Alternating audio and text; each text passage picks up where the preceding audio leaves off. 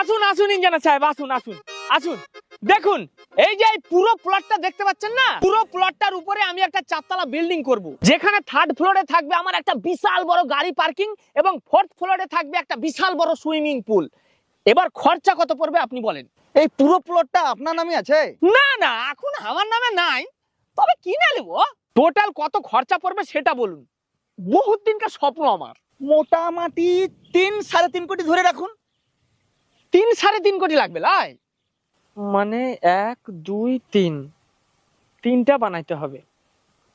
শুনুন ইঞ্জিনিয়ার সাহেব, ওই টাকাটা আমার রাত 11টা 11:30 নাগাদ চলে আসবে।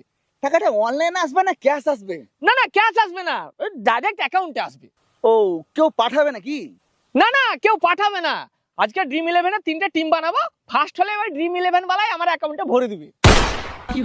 বোকাচোদা, ফালতু ফালতু আমার টাইমটা নষ্ট করা।